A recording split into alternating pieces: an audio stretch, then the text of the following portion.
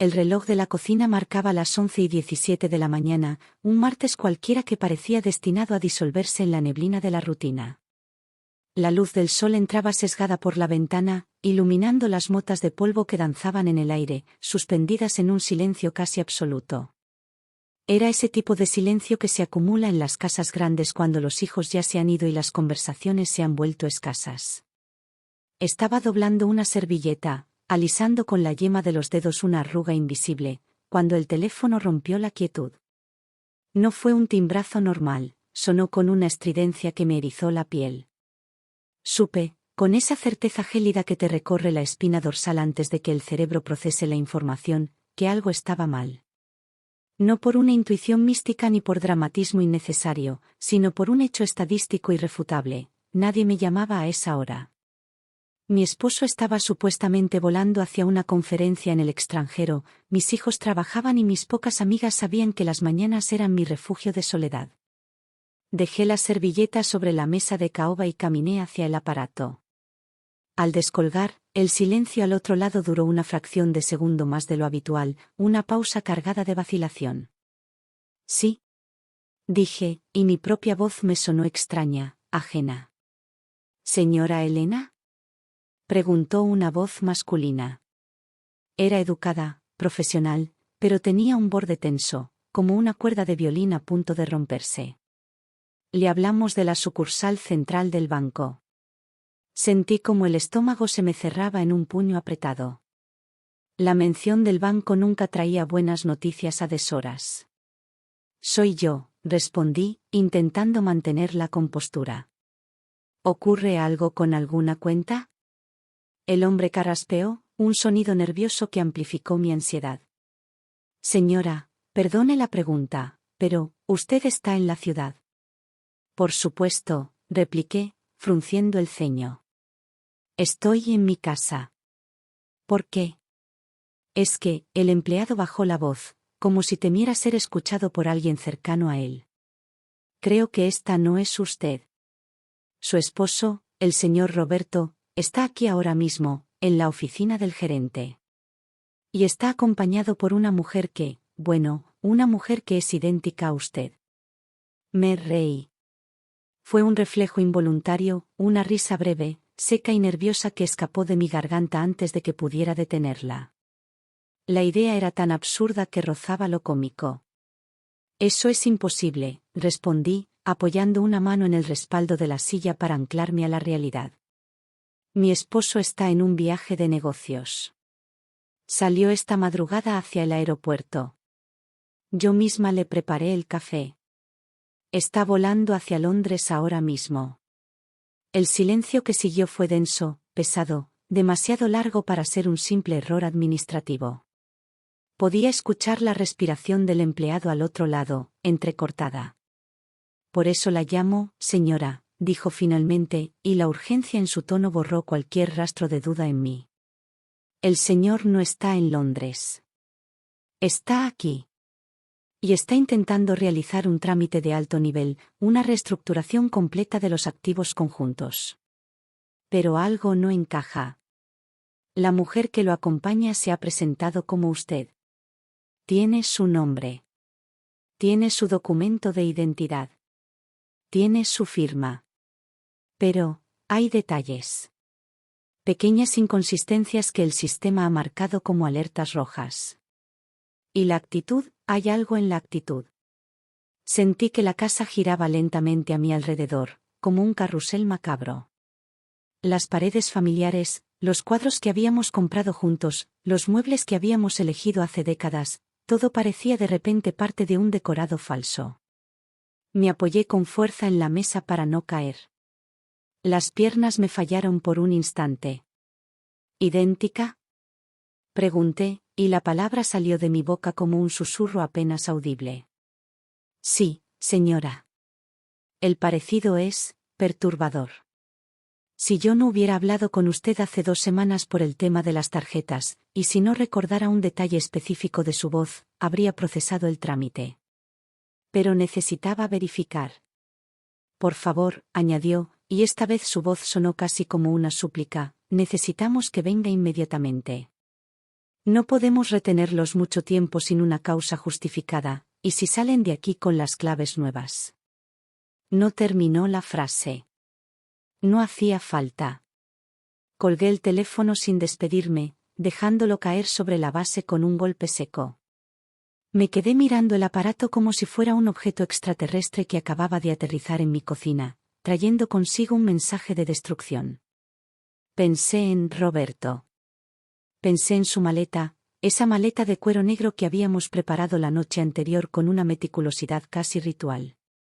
Recordé cómo doblé sus camisas, cómo elegí sus corbatas. Recordé el beso distraído que me dio en la frente antes de subir al taxi, un beso que no sabía a despedida, sino a costumbre. Recordé el mensaje de texto que me había enviado hacía apenas 2 horas desde el supuesto aeropuerto, ya embarcando. Estaré desconectado todo el día. Te llamo al llegar al hotel. Cuídate, Todo era mentira. Pensé en la palabra idéntica. Nadie es idéntico a nadie. La naturaleza no hace copias exactas. Me dije a mí misma, debe tratarse de un error, un fraude, una broma de mal gusto. Pero algo en el tono del empleado, algo en la urgencia contenida y el miedo en su voz, me decía que la verdad era mucho más oscura que un simple error. Pero antes de continuar con este relato que cambió mi vida para siempre, quiero hacerte una invitación muy especial. Si te gustan las historias que desafían la realidad y nos enseñan lecciones profundas, suscríbete al canal Ecos de ayer y de hoy y deja tu me gusta. Esto me ayuda inmensamente a ver que me apoyas y disfrutas de mis historias. Y comenta aquí abajo, ahora mismo, desde qué ciudad nos estás viendo. Me encanta saber hasta dónde llegan mis palabras. Ahora, continuemos. Me puse el abrigo de lana gris sin saber muy bien por qué. Quizás porque de repente sentía un frío que me calaba hasta los huesos, un frío que nacía de adentro. Tomé el bolso, las llaves del coche y salí de casa casi corriendo, cerrando la puerta con una fuerza innecesaria. En el ascensor, me enfrenté a mi propio reflejo en el espejo de metal pulido. Vi el cabello recogido en un moño bajo, la bufanda azul de seda que usaba desde hacía años, el rostro cansado de una mujer de 62 años que creía haberlo visto todo, una mujer que ya no se sorprendía fácilmente. Me toqué la mejilla. Era yo. Yo era la original. Pensé con una claridad que me heló la sangre. Alguien está usando mi vida como un disfraz. Alguien se ha puesto mi piel. Al salir a la calle, el ruido de la ciudad me golpeó como una bofetada física. El tráfico, las bocinas, la gente caminando con prisa, hablando por sus teléfonos, riendo. Todo seguía igual para los demás. El mundo giraba con su indiferencia habitual, y esa normalidad me resultó profundamente ofensiva. ¿Cómo podía el sol seguir brillando cuando mi realidad acababa de fracturarse?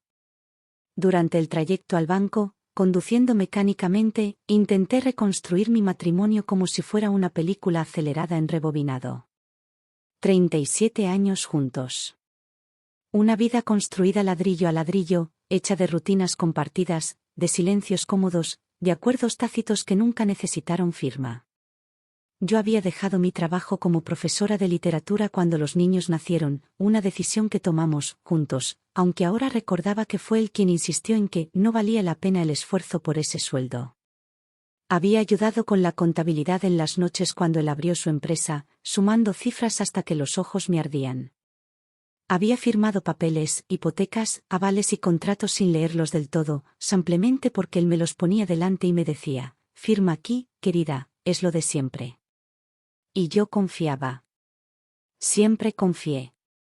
Pensé que esa confianza ciega era la forma más pura de amor. Nunca se me ocurrió que también podía ser la forma más peligrosa de ceguera. Llegué a la sucursal central del banco mucho antes de lo que mi respiración agitada me permitía procesar. Estacioné el coche mal, ocupando 2 espacios, y no me importó. El guardia de seguridad de la entrada me miró 2 veces antes de dejarme pasar, tal vez notó mi palidez, o tal vez, y esto me dio escalofríos, le pareció que yo ya había entrado hacía un rato. Me llamaron, dije en la recepción.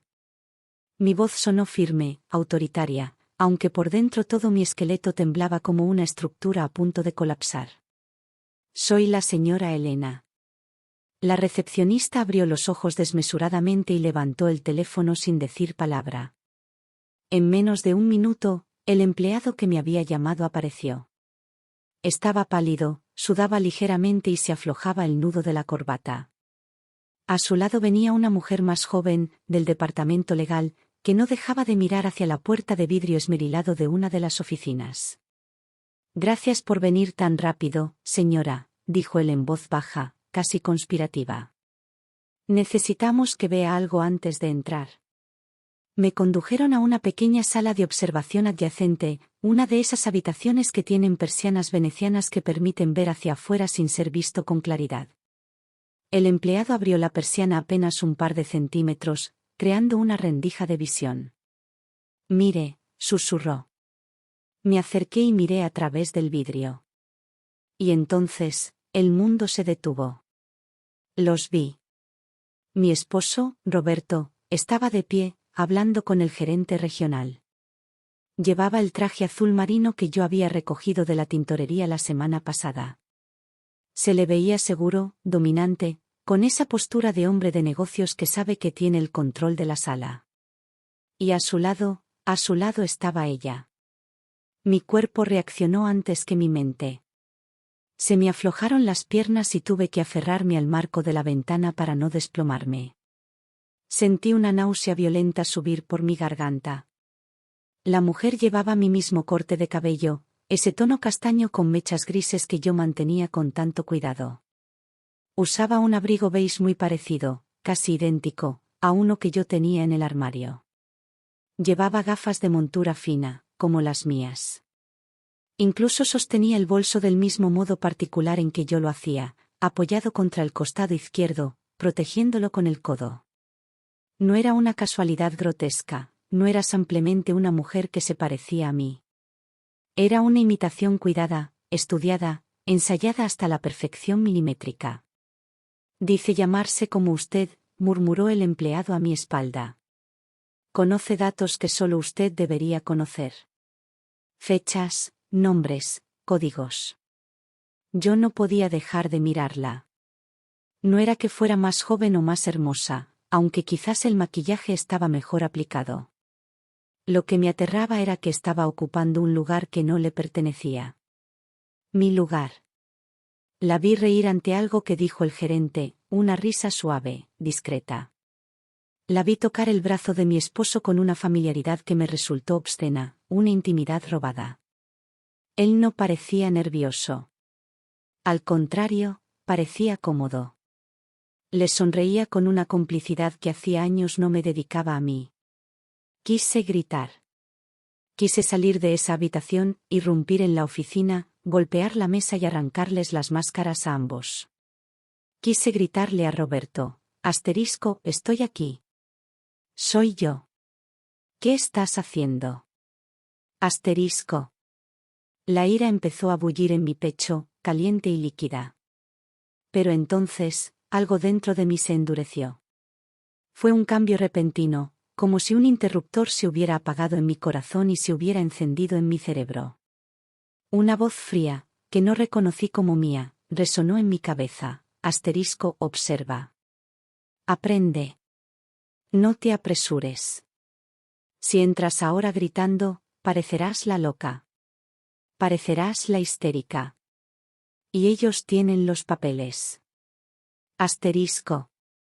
Me quedé allí, respirando despacio, obligando a mis pulmones a expandirse, mientras el empleado seguía hablando de procedimientos, de verificaciones biométricas fallidas y de dudas razonables. Yo solo pensaba en una cosa, esto no empezó hoy. De pronto, con una lucidez dolorosa, entendí todo.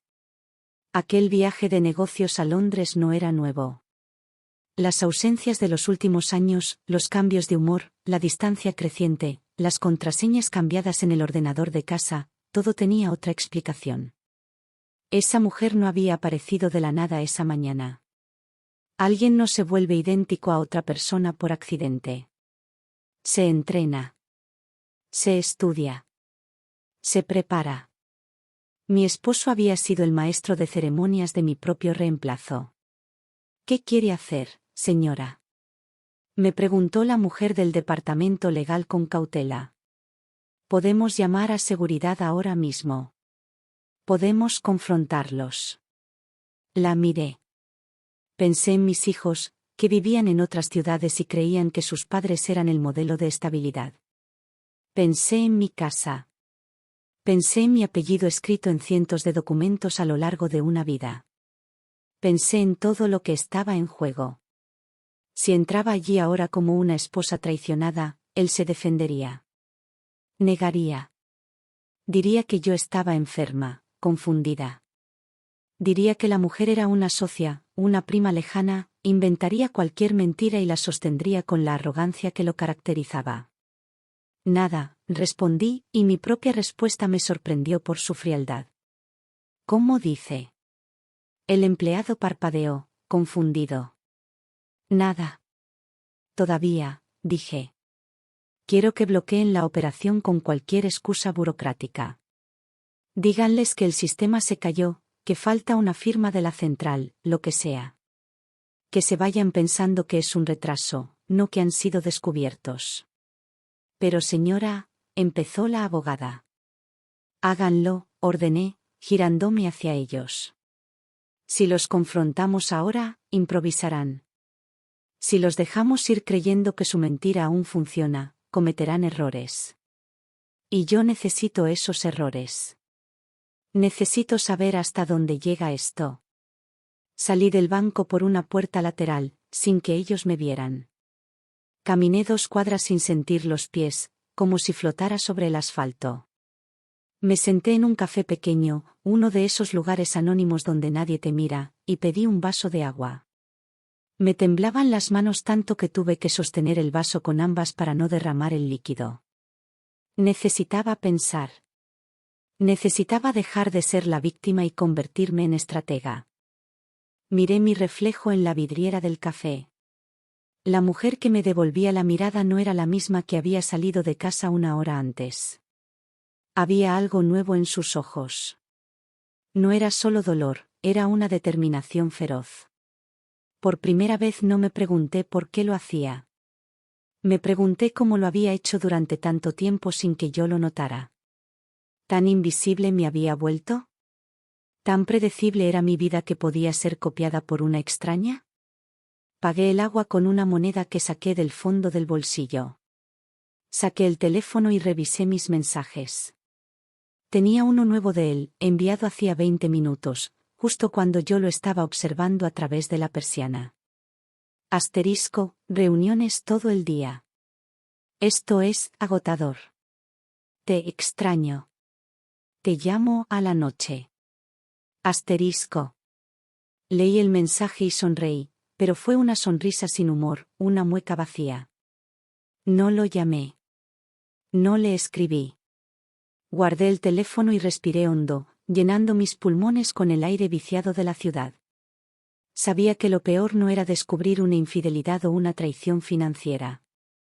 Lo peor era descubrir que alguien había intentado borrarme sin matarme. Habían intentado reemplazarme, convertirme en una versión obsoleta de mí misma, prescindible. Me levanté del café con una decisión clara. No iba a volver a casa a llorar sobre las almohadas. Iba a volver a casa a trabajar. Iba a revisar papeles, a recordar conversaciones, a reconstruir mi propia vida desde los detalles que había ignorado por comodidad o por confianza. Porque si alguien se había tomado el trabajo monumental de copiarme, era porque yo valía mucho más de lo que me habían hecho creer en los últimos años. Y mientras caminaba de regreso a buscar mi coche, supe que aquella llamada no me había partido en dos, me había despertado.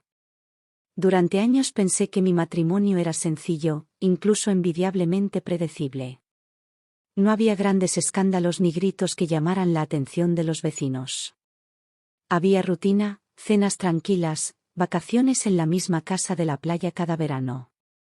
Una convivencia que funcionaba como un mecanismo antiguo, tal vez un poco oxidado, pero todavía en marcha. Yo creía que eso era estabilidad. Hoy sé que también era invisibilidad. Conocí a Roberto cuando tenía 23 años.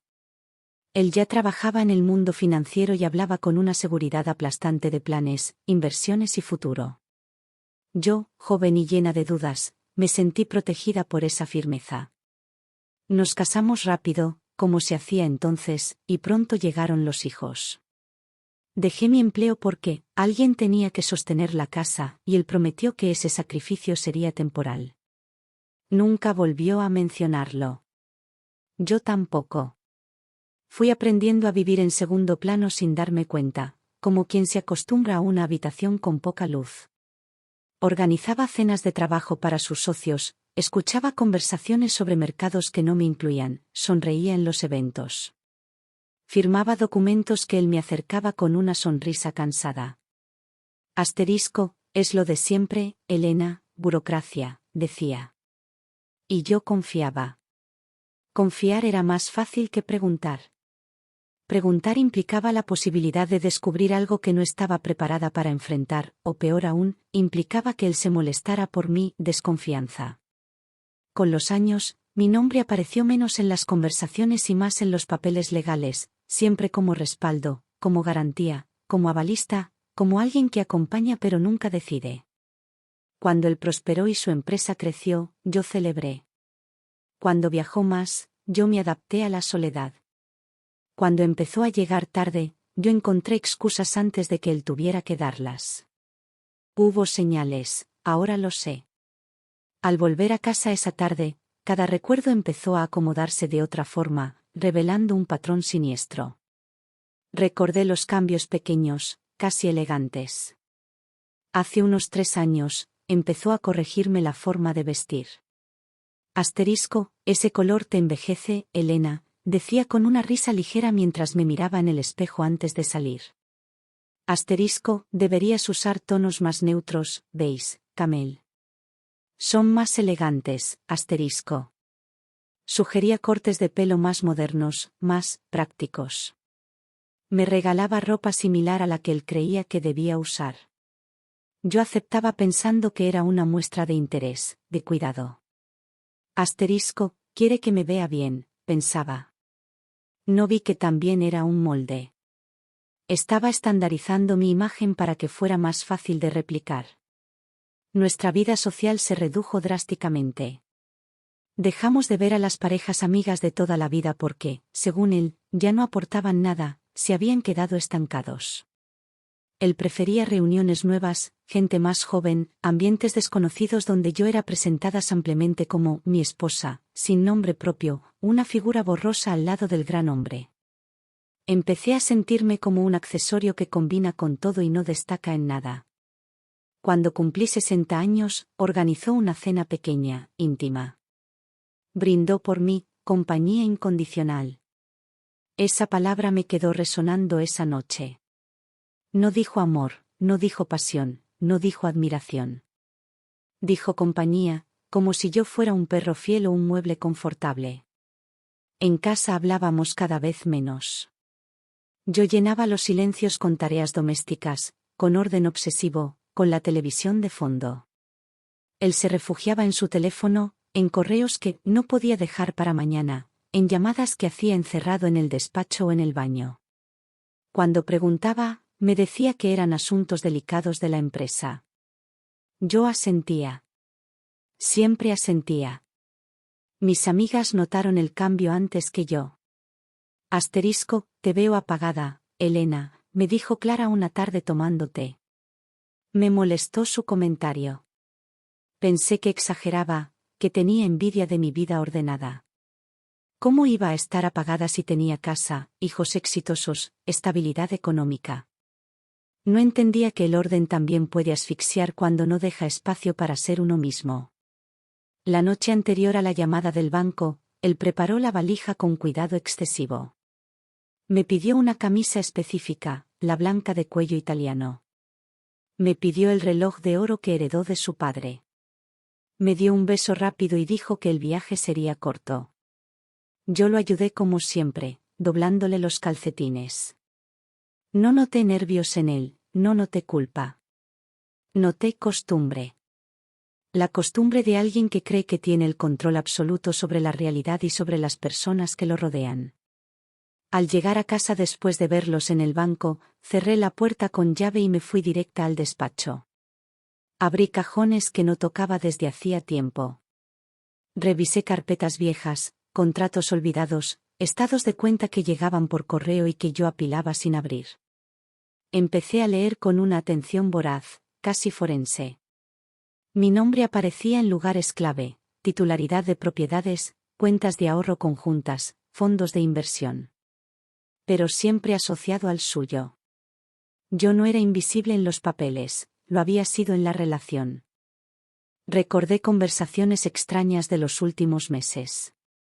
Noches en las que él, copa de vino en mano, me pedía que le repitiera historias familiares. Asterisco, cuéntame otra vez cómo se llamaba tu tía la del pueblo, me decía. Asterisco, recuérdame la fecha exacta en que compramos la casa de la sierra. Asterisco, ¿cuál era el nombre de tu primera mascota? Asterisco. Yo pensaba que era nostalgia, un intento de reconectar con nuestro pasado. Ahora entendía, con un horror frío, que era una recolección de datos. Era entrenamiento. Él estaba extrayendo la información necesaria para alimentar a la copia. Esa tarde lloré. Lloré por primera vez desde la llamada, sentada en el suelo del despacho, rodeada de papeles. No lloré por él. No lloré por el matrimonio perdido. Lloré por mí. Por la mujer que se fue adaptando, achicando, recortando sus bordes hasta volverse predecible.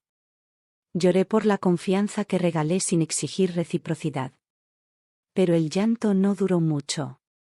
Fue como una tormenta de verano, intensa y breve, una limpieza necesaria antes de tomar aire. Al anochecer, me lavé la cara y me senté frente al espejo del dormitorio. Me observé con detenimiento, buscando a la Elena que había estado escondida. La mujer que vi no era débil. Estaba herida, sí, y cansada, pero no derrotada. Me hablé en voz baja, algo que no hacía desde que era una niña. No te borraron, me dije, mirando fijamente a mis propios ojos. Te subestimaron.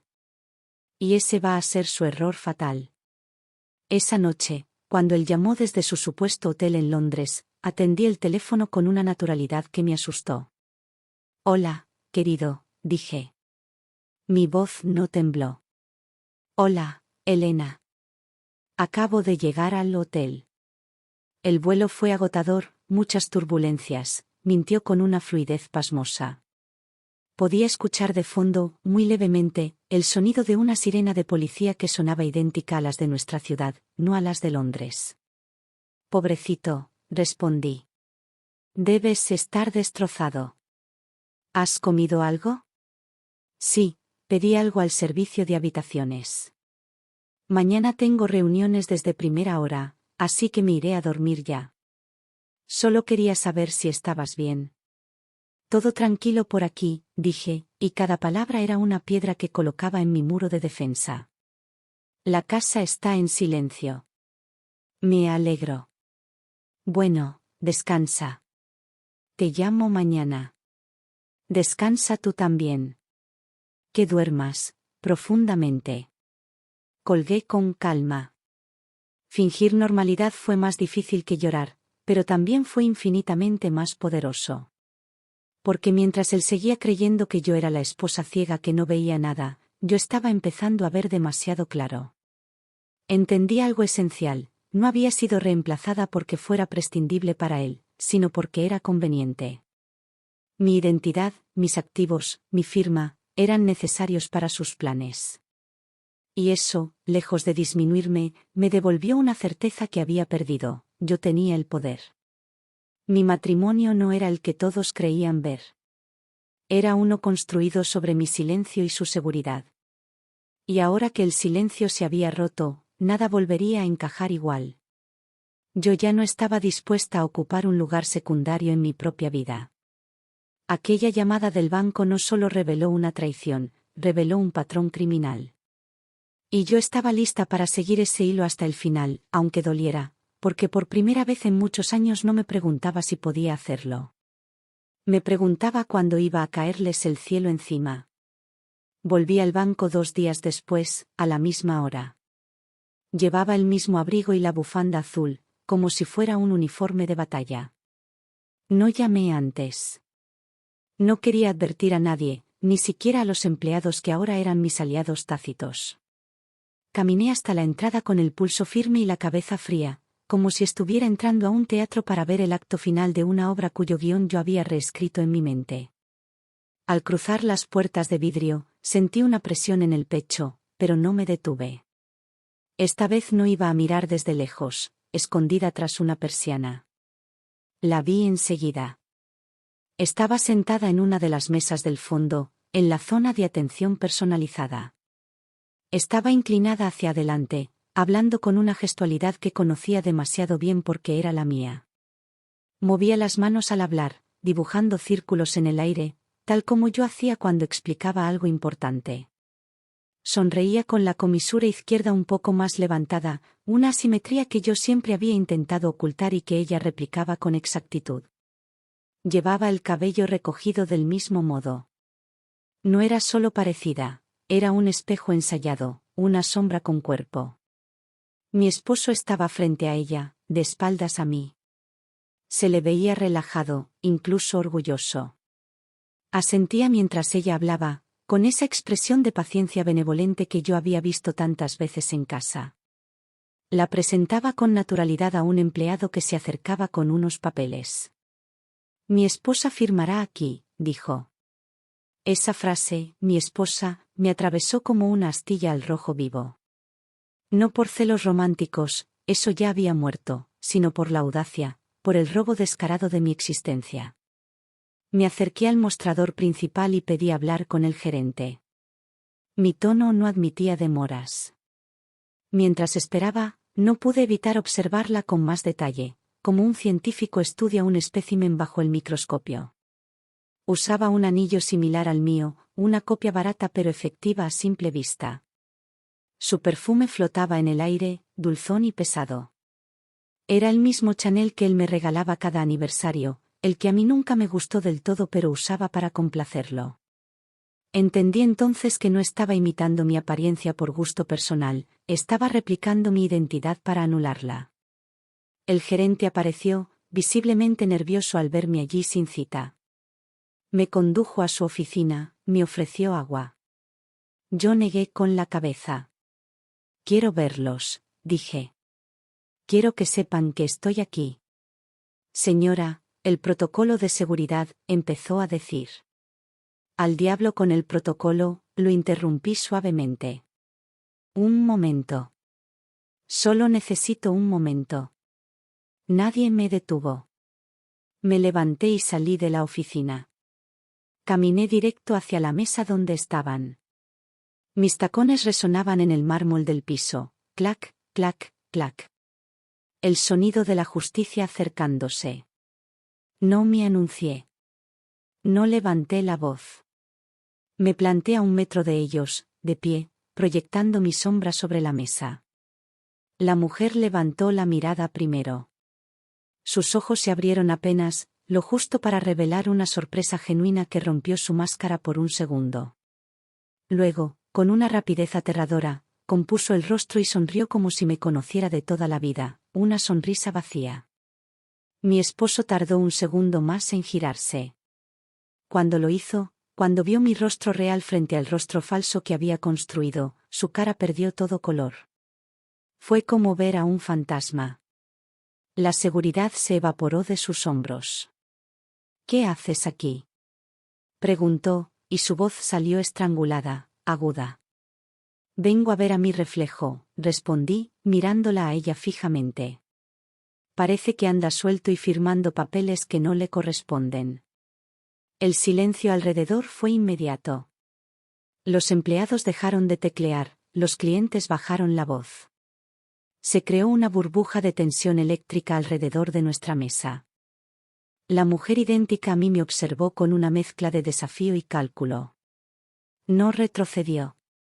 No se disculpó. Sostuvo la mirada como alguien que ha ensayado ese momento 1000 veces frente a un espejo, preparándose para la confrontación. Debe haber una confusión, dijo ella, utilizando mi mismo tono educado, mis mismas pausas al hablar. Yo soy su esposa. He venido a firmar la reestructuración. No, respondí, y mi voz resonó clara en todo el banco. Tú eres su mentira. Y una mentira, por muy bien vestida que esté, siempre tiene patas cortas. Mi esposo intentó interponerse, levantándose de la silla, tratando de recuperar el control de la situación con su presencia física. Elena, por favor, dijo, bajando la voz, intentando arrastrarme hacia un rincón. Hablemos afuera. Esto es un espectáculo. Estás montando una escena. El lugar es perfecto, contesté, sin moverme un milímetro. Porque aquí están los papeles. Aquí está el dinero. Y aquí están los testigos. El gerente se acercó, sudando. Yo levanté la mano para detenerlo. Tranquilo, dije. Solo quiero confirmar algo.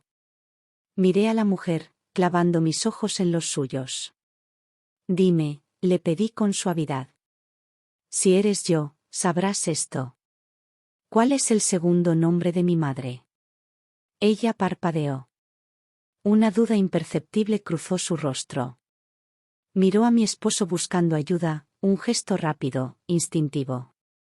Él bajó la vista, apretando los puños sobre la mesa. Él tampoco lo sabía, o no lo recordaba en ese momento de pánico.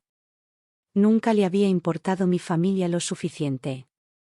No tengo por qué responder a un interrogatorio absurdo, dijo ella, irguiéndose con dignidad fingida. Esto es acoso.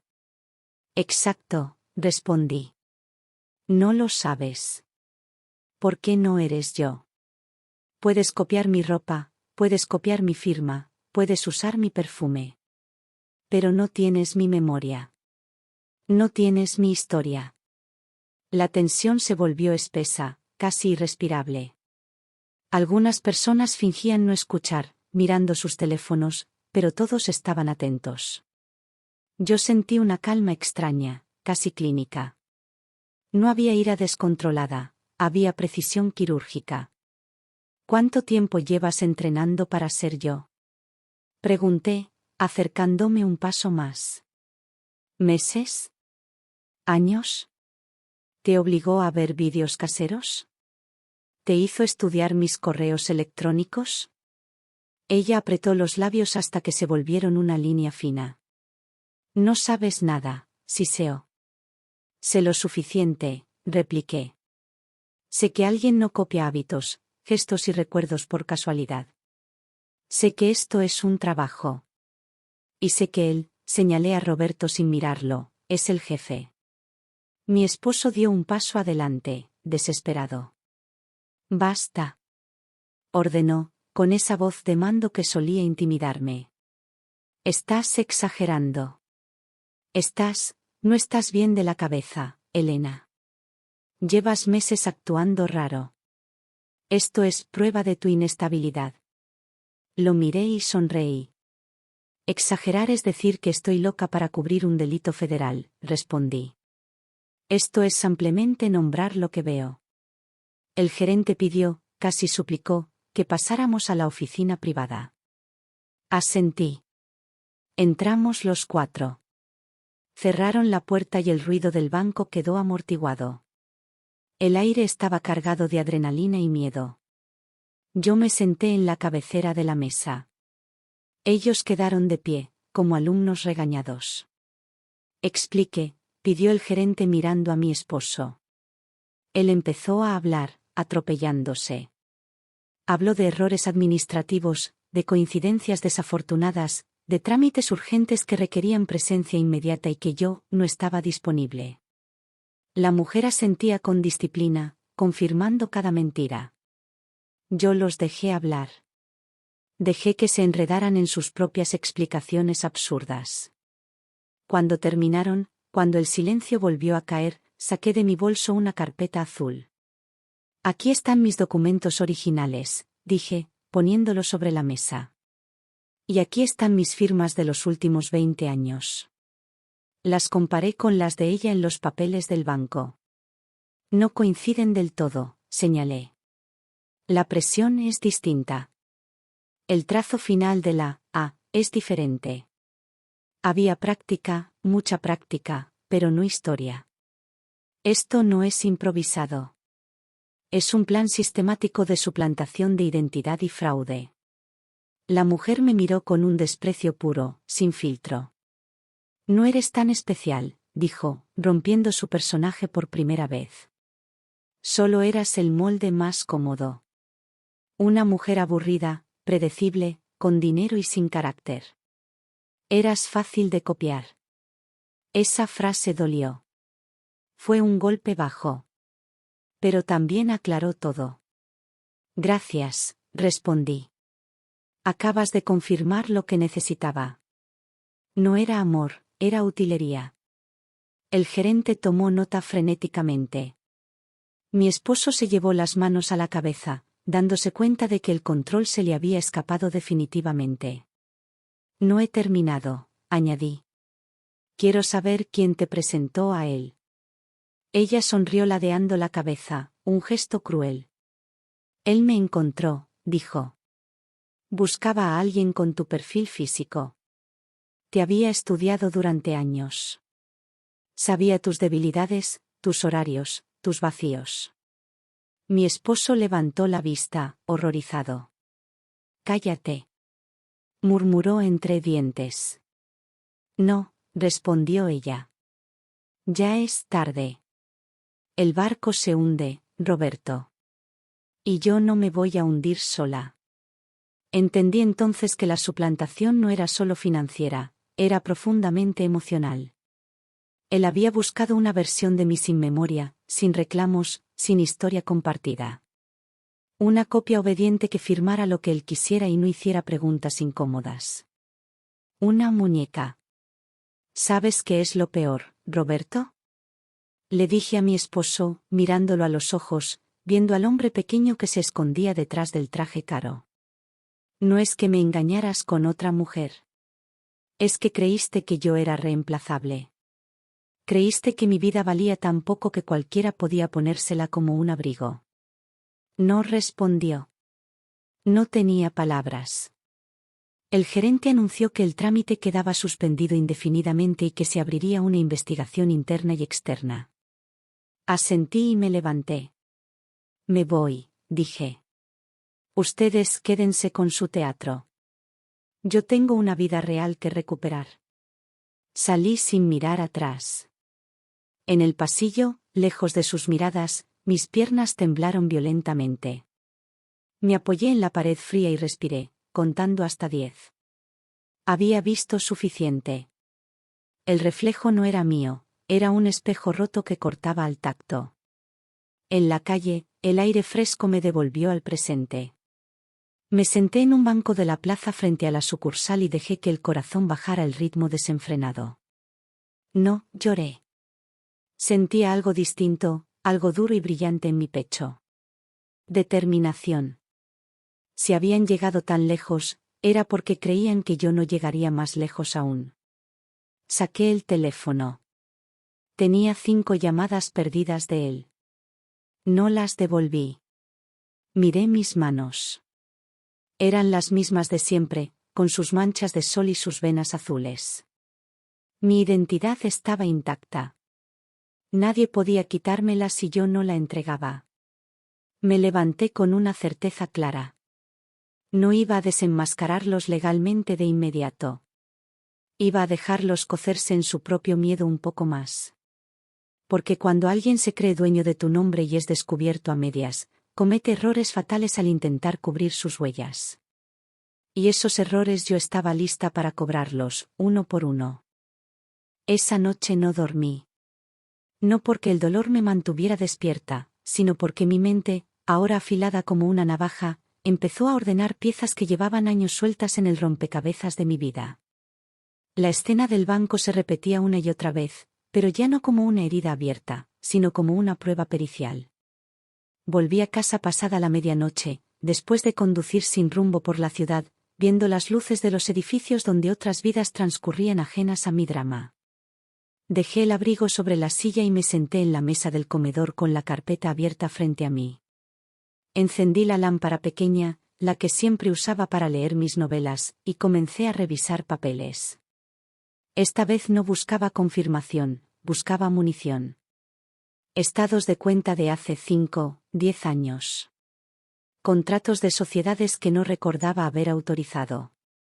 Pólizas de seguro donde los beneficiarios habían sido alterados sutilmente. Mi nombre aparecía con frecuencia, pero casi siempre como una firma al pie, una formalidad necesaria. Encontré movimientos bancarios que no reconocía. Pequeños al principio, casi invisibles, como gotas de agua que erosionan la piedra. Luego más frecuentes, más audaces. Cuentas abiertas en paraísos fiscales, transferencias justificadas como gastos operativos o consultorías. Nada gritaba fraude a simple vista, pero todo susurraba duplicidad. Abrí el cajón secreto del escritorio de Roberto. Sabía dónde guardaba la llave de repuesto, él creía que yo lo había olvidado. Dentro, entre pasaportes viejos y monedas extranjeras, encontré una carpeta idéntica a la mía. Pero el contenido era aterrador. Había copias de alta resolución de mis documentos de identidad. Fotografías mías escaneadas y editadas. Hojas enteras con mi firma practicada una y otra vez por una mano ajena, con anotaciones al margen, más presión en la E, curva más suave al final. No era improvisación. Era ensayo. Era una escuela de falsificación con una sola alumna y un solo objetivo, yo. Me senté en la cama matrimonial con esa carpeta en las manos, sintiendo el peso físico de la traición. Pensé en la mujer idéntica. En su forma de hablar, en su seguridad arrogante. No era solo su amante, era su cómplice, su empleada, su proyecto. Juntos habían construido una versión paralela de mi vida, una realidad alternativa en la que yo no hacía preguntas y eventualmente, supuse, dejaría de existir del todo. Seguí revisando correos impresos que él había guardado imprudentemente. Instrucciones detalladas. Él le explicaba detalles de mi historia familiar. Recuerda que su madre murió en el 98, no en el 99, a ella no le gustan los mariscos, es alérgica, no lo olvides en la cena. Me di cuenta de que durante años había contado mi vida a mi esposo como quien confía en un compañero de alma, sin imaginar que él estaba tomando notas para entregarle el guión a mi sustituta. No, lloré. La rabia estaba ahí, sí, una bola de fuego en el estómago, pero no me dominaba. Algo más fuerte empezaba a tomar forma, la estrategia. Comprendí que mi esposo no me había traicionado por un impulso pasional de mediana edad. Lo había hecho por pura conveniencia económica y control. Había dejado de verme como una persona con derechos y sentimientos, y había empezado a verme como un obstáculo administrativo gestionable. Al amanecer, hice café fuerte y me senté otra vez a la mesa. Tomé una hoja en blanco y escribí una lista. No de reproches, sino de hechos. 1. Intento de fraude bancario. 2. Suplantación de identidad. 3. Falsificación de documentos. 4. Conspiración. Llamé al banco en cuanto abrieron las líneas y pedí un informe forense completo de mis cuentas. Llamé a un notario de confianza para verificar los poderes que supuestamente yo había otorgado.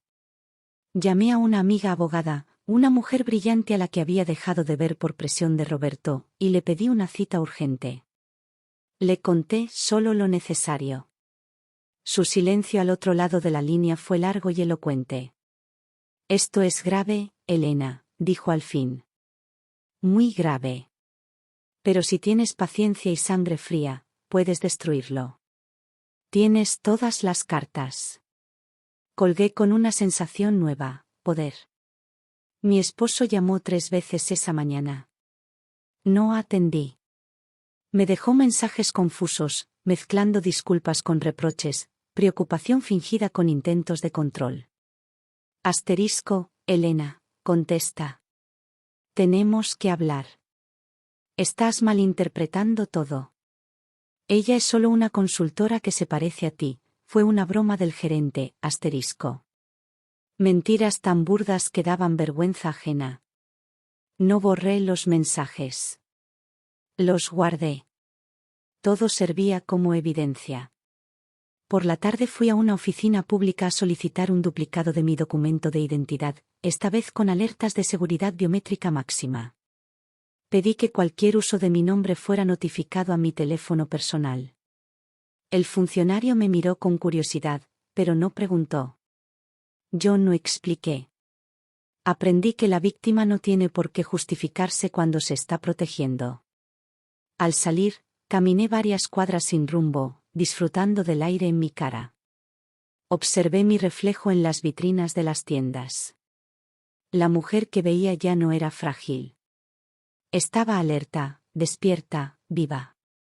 Y esa alerta me devolvía algo que había perdido sin darme cuenta, la autoridad sobre mi propia narrativa. Esa noche, cuando él volvió a llamar, finalmente atendí. «¿Elena?» «Por fin», gritó él. «¿Dónde has estado?» «Estoy preocupadísimo». Hablé con voz serena, casi dulce. «Estoy en casa, Roberto». Estaba descansando. Me sentía un poco indispuesta. ¿Indispuesta? ¿Qué te pasa? Nada grave. Solo, cansancio. Necesito tiempo. No mencioné el banco. No mencioné a la mujer. No mencioné la carpeta con las firmas practicadas. Lo dejé hablar. Cuanto más hablaba, más se enredaba. Mentía por costumbre, no por inteligencia. Voy a volver antes del viaje, dijo él. Mañana mismo tomo un vuelo. No puedes estar sola así. No hace falta, respondí. Termina tus negocios. Yo estaré bien.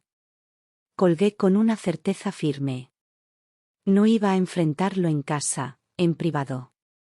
No iba a darle la oportunidad de manipularme emocionalmente entre las cuatro paredes que compartíamos. Iba a dejar que siguiera creyendo que el plan podía salvarse, que yo era tonta y que la escena del banco había sido un ataque de nervios pasajero. Esa fue la noche en que entendí algo esencial. Él creía que yo no sabía la magnitud del engaño. Creía que yo pensaba que era solo una aventura o un truco menor. No sabía que yo había visto el fondo del abismo. No sabía que al intentar borrarme, había activado mi memoria de elefante.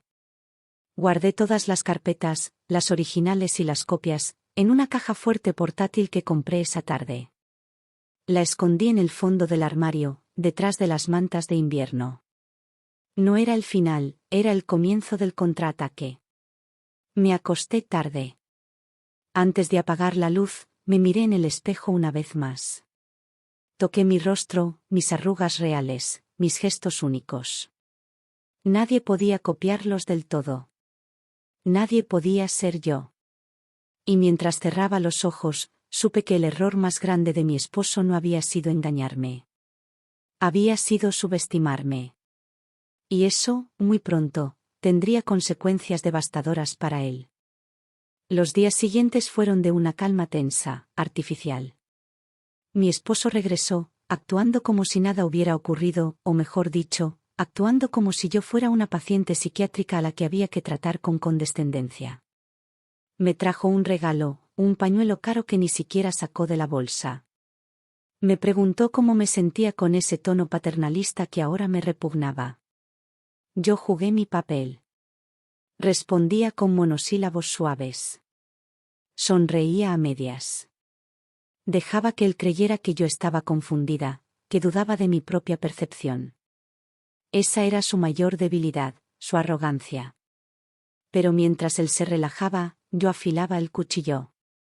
Una llamada llegó un martes por la mañana, una semana después del incidente. Era el banco de nuevo. Señora Elena, dijo el gerente, esta vez con un tono solemne. Tenemos los resultados de la investigación preliminar y el análisis de las firmas. Necesitamos que venga para una confrontación formal y cierre de actas. Su esposo ha sido notificado y debe asistir. Estaré allí, dije. Llegué puntual. Esta vez, la sala de reuniones estaba llena. Abogados del banco, un notario externo, el gerente y personal de seguridad.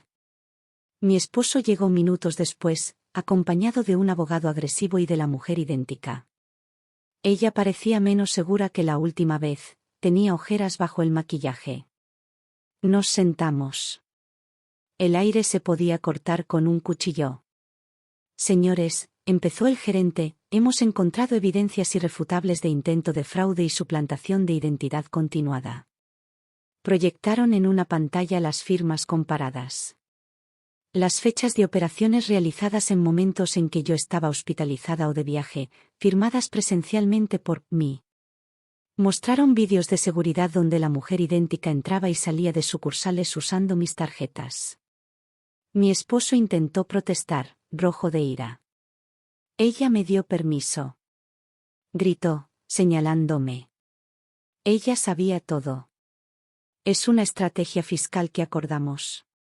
Todos los ojos se volvieron hacia mí.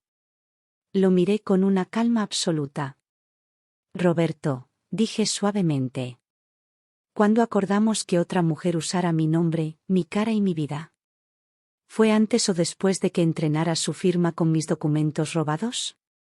Saqué de mi bolso las copias de las hojas de práctica que había encontrado en su escritorio. Las deslicé sobre la mesa hacia el notario.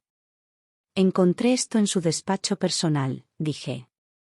Creo que explica bastante bien la estrategia.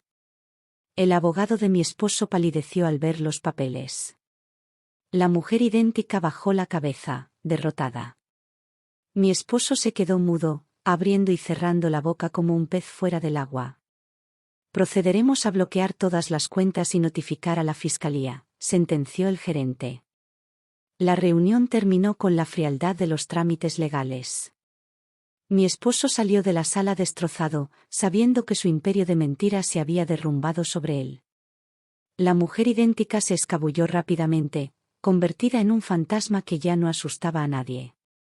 Yo me quedé firmando las últimas actas, recuperando el control total de mi patrimonio. Cuando salí a la calle, el sol brillaba, pero esta vez lo sentí cálido, real. Antes de despedirme, quiero pedirte algo muy importante. Si esta historia te mantuvo al borde del asiento, suscríbete ahora mismo al canal *Ecos de ayer y de hoy. No olvides dejar tu me gusta, es un pequeño gesto que significa mucho para mí. Y dime en los comentarios, ¿qué te pareció el final? ¿Qué habrías hecho tú en mi lugar? ¿Habrías perdonado o habrías actuado igual? Leo todos los comentarios. Recuperé mi vida. No fue fácil. Hubo divorcio, hubo juicios, hubo dolor. Pero también hubo un renacimiento. A mis 62 años, aprendí que nunca es tarde para dejar de ser invisible. Aprendí que mi nombre es mío y que nadie, absolutamente nadie, tiene derecho a usarlo sin mi voz. Hoy camino sola, pero camino firme. Y cuando me miro al espejo, ya no busco a la esposa perfecta. Veo a Elena. Y eso es suficiente. Si esta historia te atrapó, no olvides suscribirte para más. Nos vemos en el próximo relato.